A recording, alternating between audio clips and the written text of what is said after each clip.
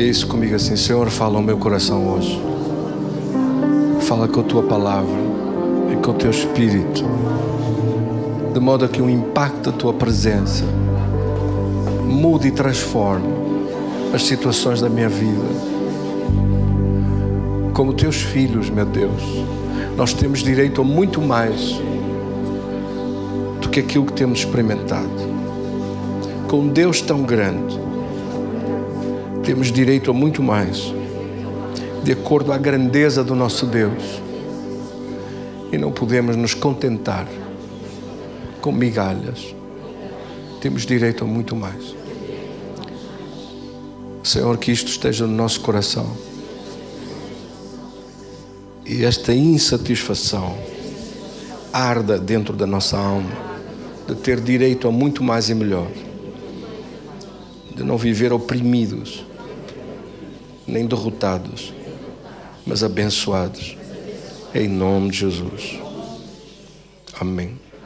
Graças a Deus. Lemos então, com o favor de Deus, este texto que está no livro de Juízes, capítulo 7. E lemos juntos, por favor, o versículo 17. Juízes, capítulo 7, e versículo 17 diz: E disse-lhes... Podemos ler então, em nome do Pai, do Filho e do Espírito Santo. Juízes, capítulo 7, versículo 17. E disse-lhes: Olhai para mim e fazei como eu fizer. Chegando eu às imediações do arraial, como eu fizer, assim fareis vós. Querido Senhor, damos-te graças da Tua palavra à nossa vida, ao nosso coração. Dirige-nos em Tua vitória. Querido Espírito Santo, fala a vida de cada um dos Teus filhos aqui, sobre as necessidades que existem, e glorifica o Teu nome em nossa vida. Em nome de Jesus. Amém. Graças a Deus. Tenha a gentileza de sentar. Meus queridos irmãos, o livro de Juízes está logo depois do livro de Josué. E o livro de Josué, o povo de Deus, visto que Josué foi, sem contar com Jesus, que é o maior de tudo o que se pode imaginar, porque é Deus, Josué é, em minha opinião pessoal, o maior líder da Bíblia. Um homem capaz de liderar uma nação inteira com o poder de Deus, através de grandes operações de milagres de Deus, e de tomar posse das promessas de Deus para toda a nação. Depois de uma liderança de Moisés, em que, por causa do famoso episódio dos 10 líderes desleais, dos 10 líderes desunidos, sobre os quais Moisés não exerceu disciplina nem fez nada sobre isto, e por causa disso a nação ficou parada 40 anos, até que toda aquela geração morreu no deserto por causa da má influência de pessoas que não estavam em unidade com Moisés.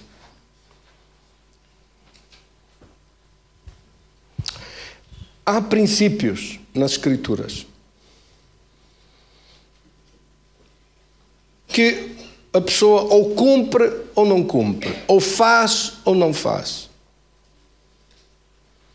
E estes princípios, no entanto, são a diferença entre a operação do sobrenatural, do poder de Deus, ou a ausência do poder de Deus. Ora, nós não podemos viver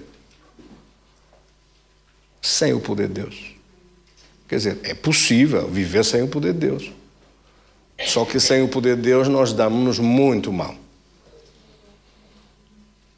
Mas para se viver dentro do poder de Deus, fazendo esta escolha de viver com o poder de Deus, você tem que ter alguém em unidade consigo. Como acabamos de ver naquele testemunho que a nossa estimada irmã nos contou, ela tem que ter alguém em unidade com ela que possa orar. Há certas coisas que só a sua pessoa não chegava. Só a vida... A Bíblia diz que um vence 1000 e 2 vencem 10.000. E uma das orações poderosas das Escrituras é a oração de concordância. E a oração é feita sempre com uma base bíblica, com base numa palavra que Deus prometeu fazer. Quando nós concordamos em alguma coisa que Deus disse, já não estamos só a concordar dois. Estamos a concordar nós com Deus sobre alguma coisa que Ele prometeu que fazia, que faz parte da nossa aliança com Deus. Primeiro Deus disse, eu faço isto. E depois disse, se vós aí me pedires sobre isto, eu realizo isto. Quer dizer que a primeira unidade que você tem é a unidade com Deus.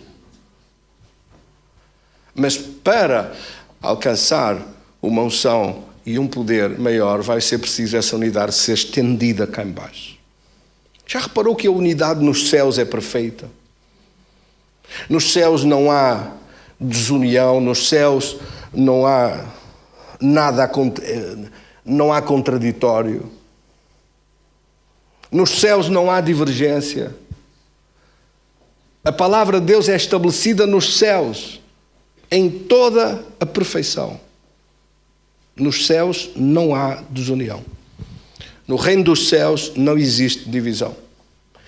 E para surpresa, se calhar de alguns, Jesus disse que o reino de Satanás também não se divide.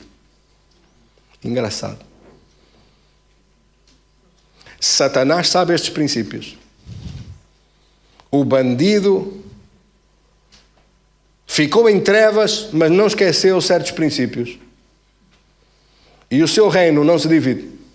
Porque se o reino dele se dividisse, o poder dele fracassava completamente. E Jesus disse que isto vem desde o alto da glória de Deus por aí abaixo até uma casa. Uma casa dividida não subsistirá. Uma família dividida não subsistirá. A falarmos para cada lado, não dá. Uma empresa dividida não subsistirá. Uns contra os outros não funciona. Tem que haver unidade. O Salmo 133 diz que flui a unção de Deus das barbas de Arão, como o óleo da unção que cai desde a cabeça até os pés, escorrendo até os seus pés. Essa unidade, assim é que os irmãos vivam em união. Chegamos ao Novo Testamento e no Novo Testamento encontramos algo de semelhante. Quer ver? 1 Coríntios capítulo 1, versículo 10. Apóstolo Paulo falando para a igreja, 1 Coríntios capítulo 1, versículo 10. Diz, vamos ler, rogo-vos, irmãos, em nome do nosso Senhor Jesus Cristo, que sejais, aqui diz concordes. A tradução que mais corrente de Ferreira de Almeida diz que sejais unidos, que vivais em união, ou sejais unidos no falar. Que haja entre vós união, unidade. Nas palavras, sem haver dissensões, antes sejais unidos no mesmo pensamento, no mesmo parecer, nos mesmos pensamentos, nos mesmos pareceres, ou seja, nas mesmas ideias e nas mesmas ações. A mesma coisa que você encontra, para que é isto necessário? Para que é isto fundamental? Porque alguém que deseja, que quer, que busca que o poder de Deus flua sem resistências, que a presença de Deus e o poder de Deus flua e os milagres de Deus aconteçam, não pode permitir a falta de unidade. A mim só me surpreende é como é que há gente que não entende isto. Isso é que me surpreende.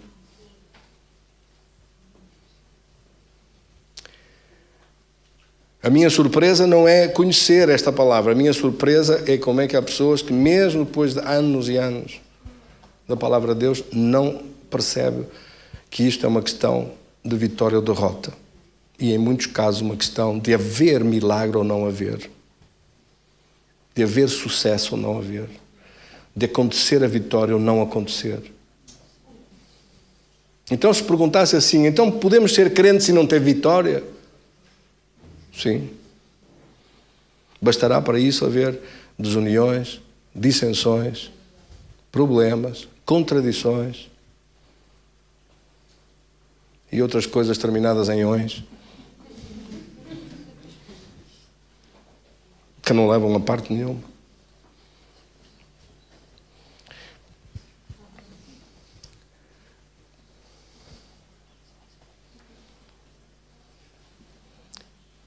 Por isso, como eu estava a dizer, a primeira unidade é a unidade com Deus.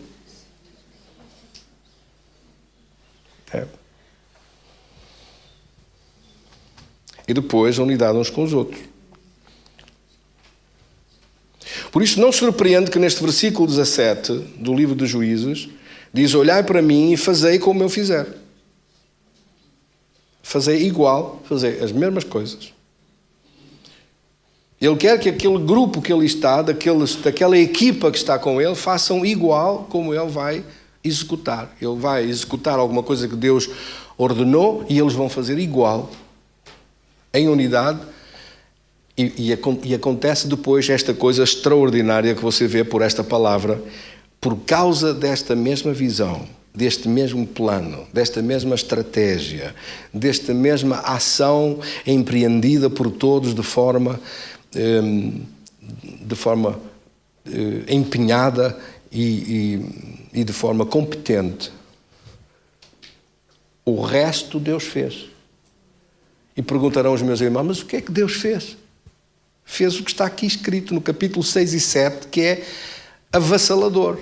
Eu recomendo a leitura destes 2 capítulos para esta semana, para você ler, mais que uma vez, porque eles leem-se rapidamente, e vai descobrir uma coisa extraordinária. Os cronistas dizem que eram cerca de 300 mil os inimigos. Os inimigos eram 300 mil de povos que se juntaram aos midianitas e invadiram a terra de Israel. Mas eles foram derrotados apenas por 300 guerreiros, que nem sequer espada tinham.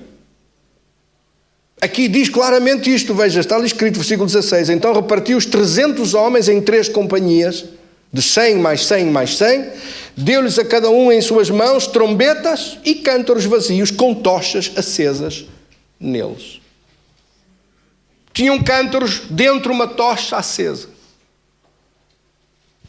E trombetas na outra mão. Quer dizer que de um lado tinham tochas com um cântaro, estava a mão ocupada, do outro lado estava ocupada com uma trombeta para tocarem à ordem que desse. Agora imagina o perigo de um deles se lembrar de tocar a trombeta fora de... Eram apanhados e eram esmagados logo. 300 mil moveram-se em segredo na noite. Avançaram e fizeram exatamente aquilo que Deus disse. Uma companhia com 100 foram para ali, mais 100 ficaram aqui, mais 100 foram para o outro lado. Dava uma aparência de um cerco de 300 archotes na noite. No ponto da madrugada, em que de repente partiram os cântaros, levantaram as tochas acesas e soaram aquelas trombetas. Os inimigos que estavam nas tendas, na sua grande maior parte a dormir, acordaram estremunhados. E diz uma coisa impressionante aqui: assim que tocaram as trombetas, versículo 20, e despedaçaram os cântaros, seguravam nas mãos esquerdas as tochas e nas mãos direitas as trombetas, e exclamaram: espada do Senhor por Gedeão. E permaneceu cada um no seu lugar. Quer dizer, não foram atrás de ninguém, não correram, não saíram do sítio, não fizeram nada. Ficaram a fazer aquilo que eles mandaram fazer. Olha o que aconteceu. Ao soar das 300 trombetas, o Senhor tornou a espada de cada um contra os outros em todo o arraial, e fugiram rumo a Zererá de Batsita. Mais tarde nós percebemos que o povo de Israel foram convocados das tribos para ir atrás dos inimigos que iam em fuga. Mas eles iam em fuga de umas trombetas. Eles iam em fuga de 300 tochas. Eles iam em fuga de 300 homens. Eles eram 300 mil. E como é que fugiram 300 mil de 300? Pela operação do milagre extraordinário, viraram as suas espadas em luta uns contra os outros e o problema começou a desfazer-se à sua frente. Quando a Bíblia diz que olharam mais tarde sobre os cadáveres que havia estendidos no campo, naquele vale enorme, capítulo 8, versículo 10, eram 120 mil homens que puxavam da espada que estavam ali feitos cadáveres mortos. Quer dizer, só à frente deles, sem contar os que fugiram, só os que estavam mortos, e afinal estes que os enfrentaram eram 300, nem espada levavam uns archotes dentro, umas tochas dentro de uns cântaros de barro que quebraram, e soaram as trombetas, e Deus fez o resto. Diga para o seu irmão que está ao lado, Deus faz o resto. O que é este resto que Deus faz? É um milagre que você precisa. Esse milagre que nós não conseguimos chegar, esse milagre que é o sobrenatural de Deus a operar depois de nós fazermos o que Ele diz, é a parte da nossa unidade com Deus, é a parte pela qual Deus se responsabiliza, é a parte em que Deus não vai falhar, é a parte que é impossível para nós a fazermos. Nós nem sabemos nem por onde pegar num problema destes. Está aqui um problema de 300 mil soldados a cercá-los e durante 7 anos vieram, invadiram as suas terras, pilharam tudo, roubaram tudo, destruíram tudo. E agora ao fim de 7 anos, um problema que era um problema da nação toda, um problema do país todo, um problema desta gente toda, um problema de Israel. Por causa disso, a Bíblia diz no capítulo 6 que Israel empobreceu muito. Diz aqui no capítulo 6 e no versículo 6. Por causa disso, o povo de Israel empobreceu muito por causa da presença dos midianitas. Porque diz antes nos versículos anteriores que eles semeavam e os outros vinham na altura das colheitas e ceifavam. Que levavam o gado, que levavam os seus animais, que levavam tudo. Empobreceram porque eles continuavam a acreditar que desta vez iam crescer, desta vez iam conseguir, desta vez iam fazer. Mas afinal, quando os inimigos cercavam e entravam pela terra dentro e acampavam com as suas tendas, eles refugiavam-se nas suas cavernas, fizeram nas cavernas, nos montes, para se refugiarem deste problema. Estamos a falar aqui da igreja que se esconde na caverna, dos filhos de Deus que se escondem dos problemas, que fogem das dificuldades, que não sabem como enfrentar e mudar as coisas, que em vez de avançar, de evoluir, de crescer, estão em declínio. Em vez de ter mais, têm menos. Em vez de estar em vitória, estão a ser humilhados.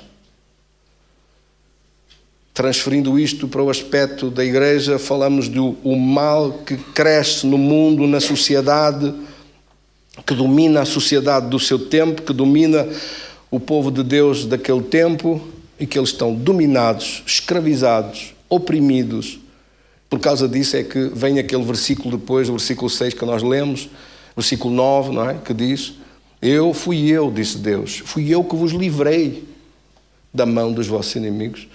Fui eu que vos livrei da mão daqueles que vos escravizavam, dos vossos opressores, de todos aqueles que vos oprimiam, e vos dei a sua terra. Fui eu que fiz isso, mas eles tinham esquecido de Deus. E de facto este problema da sua falta de compromisso com Deus, da sua falta de dedicação e de ligação com Deus, é o problema-chave que está aqui, não só nesta passagem da Bíblia de Juízes 6 e 7, mas de um modo geral no livro de Juízes. Como eu disse, o livro de Juízes sucede ao livro de Josué, que é um livro em que entra num planalto de grande elevação espiritual e depois continua sempre naquela senda de vitória, vitória após vitória, entram pela terra dentro e conquistam e avançam e crescem e expandem-se cada vez mais e nada os pode parar.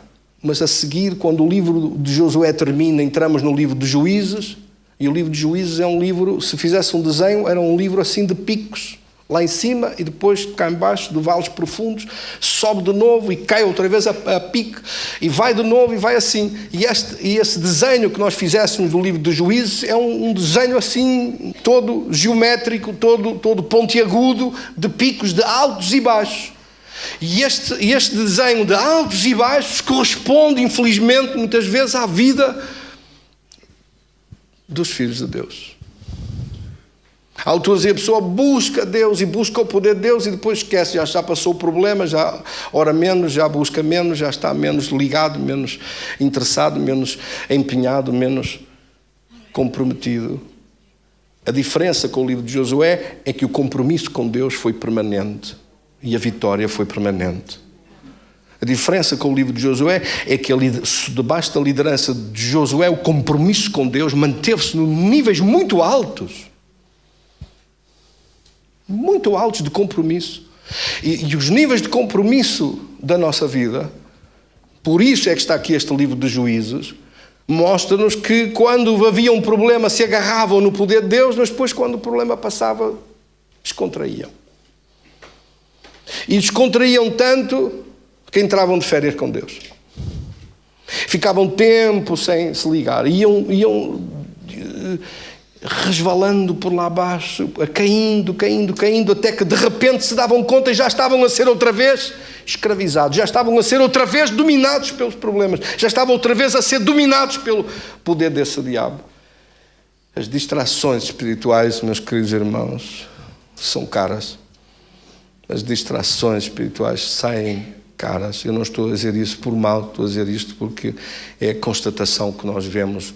Basta que você leia um bocadinho do livro de Juízes, percebe logo isto que eu estou a dizer. O livro de Juízes aparece sempre as mesmas coisas. Começa o livro de Juízes no capítulo 6, fizeram os filhos de Israel o que era mau diante do Senhor. Quer dizer, esqueceram-se outra vez do seu compromisso com Deus, de buscar a Deus, da sua ligação com Deus. E deixaram de orar, deixaram de buscar Deus, deixaram de estudar a sua palavra, deixaram do seu compromisso com Deus na casa de Deus, deixaram isso tudo. E o resultado, para a frente, não é logo, porque se fosse logo que a pessoa sentisse logo uma picadela, dava-se conta, tal, mas não, aquilo vai um tempo, fica meio amortecido, nem se dá conta. Quando se dá conta, já está debaixo de uma opressão tal que já não consegue sair. É isto normalmente a Bíblia chama as ciladas, as astutas ciladas do diabo. E como nós podemos entender esta palavra? Amém? Como podemos entender esta palavra? Então, um problema geral da nação toda, que quando se viu tão oprimidos e tão mal, diz aqui na palavra de Deus no versículo 6, que os filhos de Israel então clamaram ao Senhor. A mim só me surpreende é que, como você vê, clamaram ao Senhor só passados 7 anos. Quer dizer, deixaram que este problema durasse aqueles anos todos. Começaram a habituar-se a viver sem a presença de Deus e sem o poder de Deus.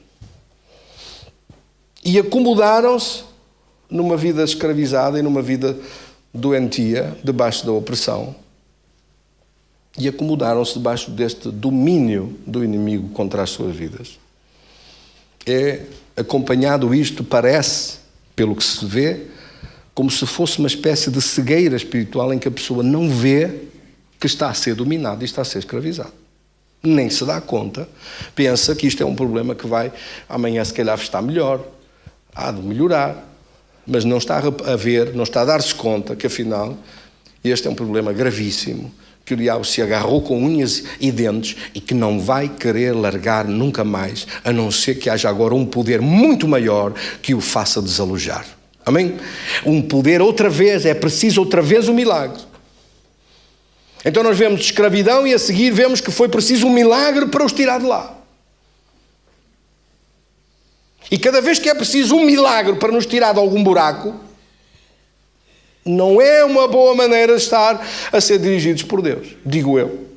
Sim ou não? É sinal que não estamos a deixar-nos conduzir pelo Senhor. Não estamos a ser dirigidos por Deus, mas estamos a ser dirigidos por nós próprios. Que Deus tenha misericórdia de nós. Porque às vezes achamos que sabemos muito, achamos que sabemos tudo e precisamos é de humildade. Como Jesus disse, aprendei de mim que sou manso e humilde de coração, e achareis descanso para vossas almas. Mateus capítulo 11 e versículo 29, versículo 30.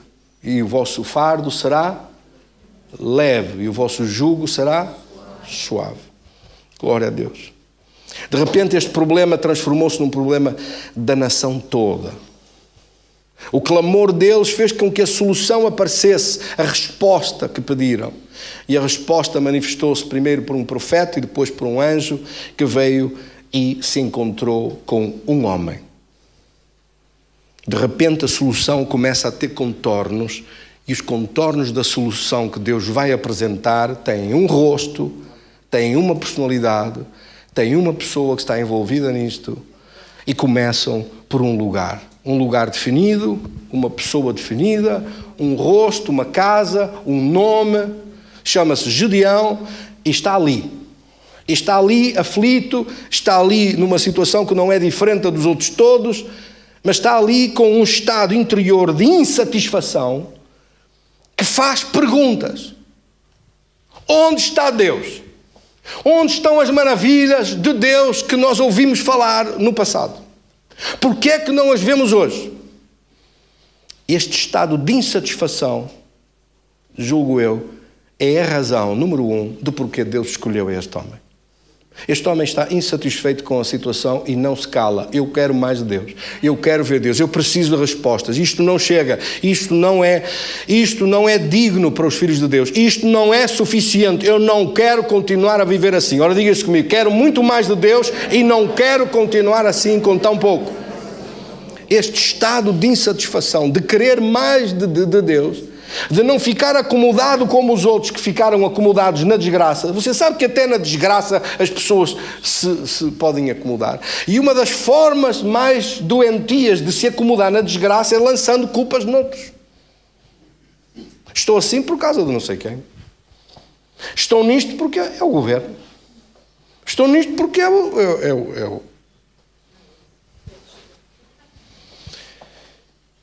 o destino. Já tinha que ser. Estava escrito. A bruxa disse que estava nos astros. Está amarrado em nome de Jesus. As pessoas acomodam-se e justificam-se para ficar assim, para não mexer em nada, para não transformar nada, para não mudar nada. O princípio da mudança, o princípio também da insatisfação, de não aceitar as coisas como definitivas. Não pode ficar assim. Diga comigo, não pode ficar assim. Não pode ficar assim e não vai ficar assim em nome de Jesus. Eu creio que esta é a razão de Deus ter escolhido a este homem. Deus escolheu a este homem porque ele tem a noção de que a grandeza do Deus que ele conhece é muito diferente e para além da realidade daquilo que está a viver. E por isso tem que haver mais. Amém? Diga isso comigo, tem que haver mais. Até se não me engano, há um cântico desses que diz isso. Tem que haver mais. Tem que haver mais. Um coração desesperado. Um coração que não aceita a vida assim. Alguém que não aceita só isto. Só isto é pouco. Eu mereço mais. Eu quero mais. Eu desejo mais. Eu peço mais. E eu vou receber mais. Em nome de Jesus. Isto não vai continuar assim. Não vai ficar assim. É por esta razão que Deus, no meio de uma multidão, no meio de uma nação toda, vai à procura de um homem que tenha, pelo menos, este desejo do coração, pelo menos este vazio dentro de si, pelo menos essa insatisfação, esse estado de não se acomodar, de não aceitar, de não querer só isso, de não aceitar que isto fica assim. Não pode ficar assim.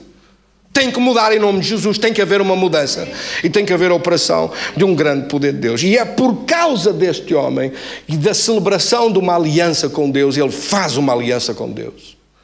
Uma aliança com Deus sobre este assunto e sobre este problema, porque o anjo veio e disse: homem valente e valoroso. E ele disse: eu valente? Vai haver engano. Valente como?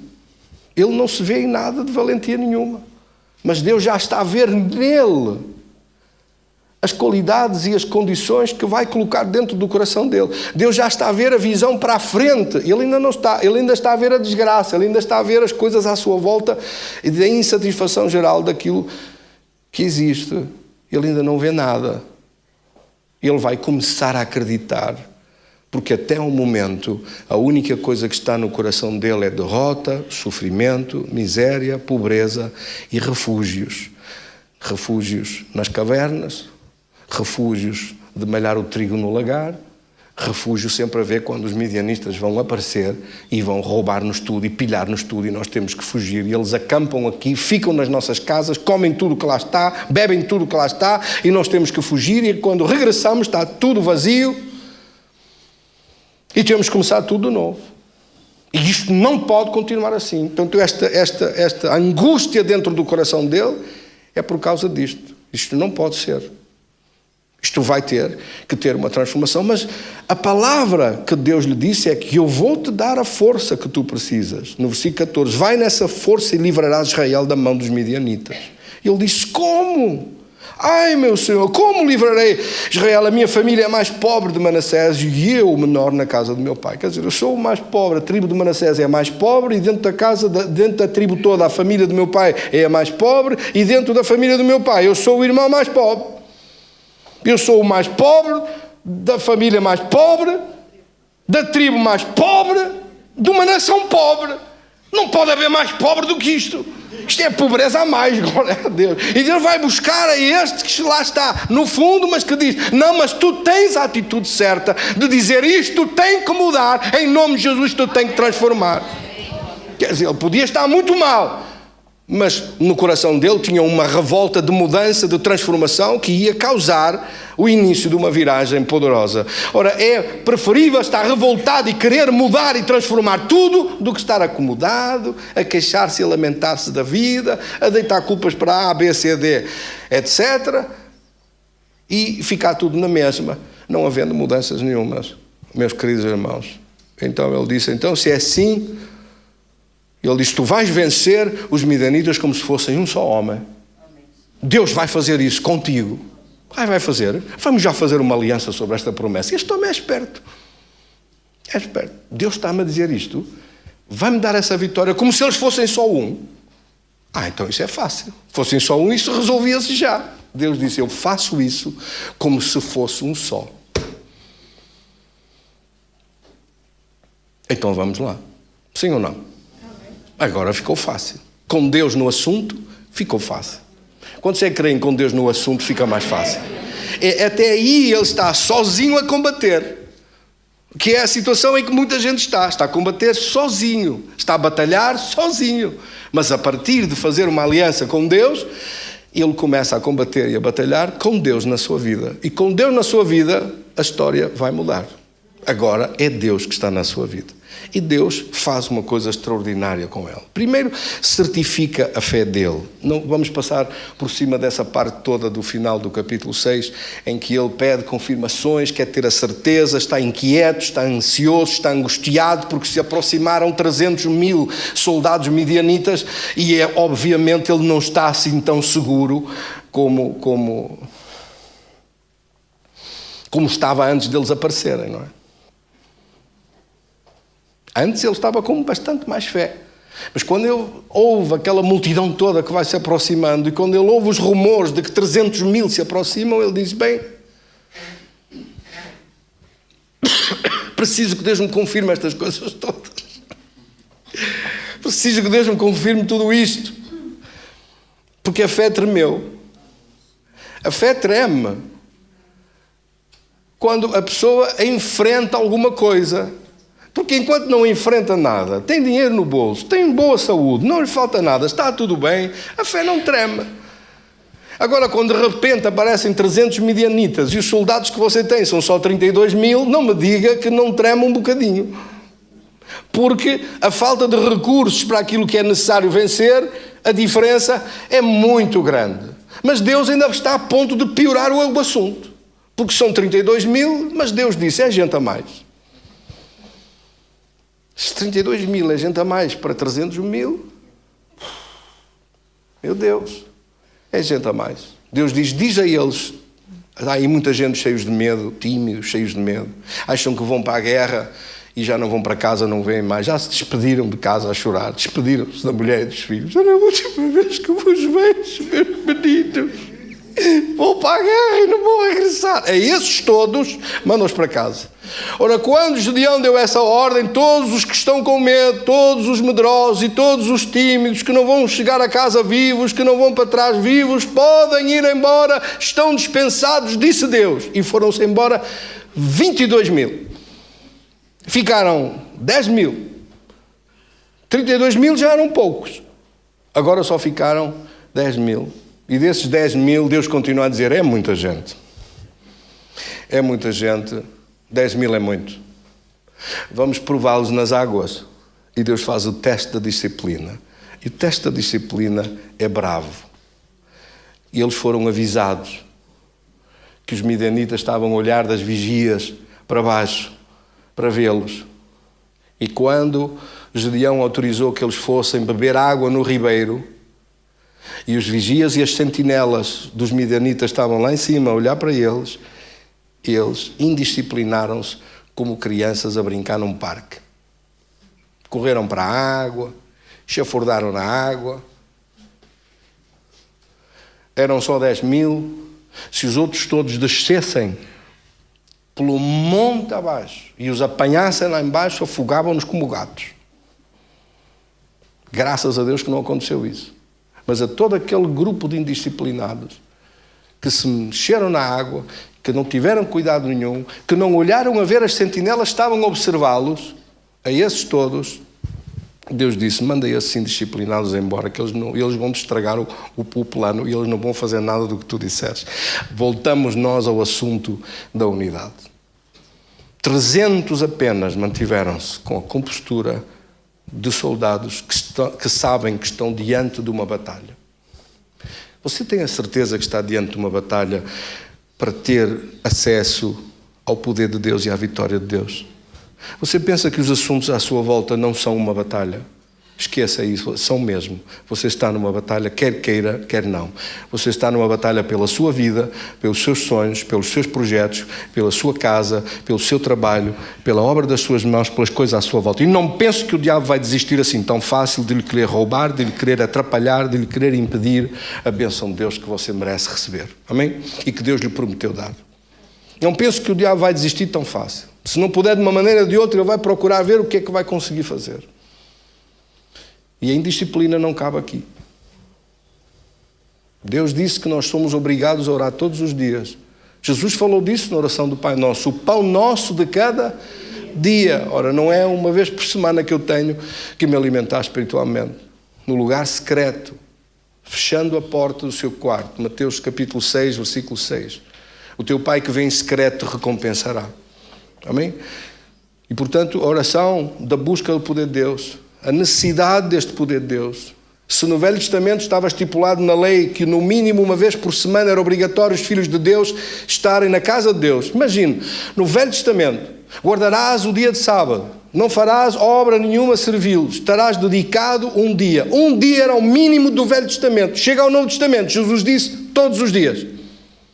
Todos os dias é dia de orar, todos os dias é dia de buscar a presença de Deus, todos os dias há um trabalho espiritual para fazer, uma dependência do poder de Deus, porque nós estamos a atravessar este deserto e este mundo e o diabo está aí. Amém? Há gente que pensa que ele não está, mas está. Infelizmente está. Amém, irmãos? Então, daqueles 10 mil, 9.700 foram-se embora e ficaram 300. 300 que vão agora receber as últimas instruções. E a primeira destas instruções é a unidade. Mais uma vez é falar desta palavra sobre a unidade, de estar unidos. Fazei como eu fizer. Capítulo 7, versículo 17. Assim como eu fizer, fareis igual. A mesma visão, o mesmo plano, a mesma estratégia, a mesma ação de fé para Deus operar um milagre. Esta palavra sobre a operação deste poder de Deus, que Deus não vai deixar de executar um milagre muito maior, apenas com 300.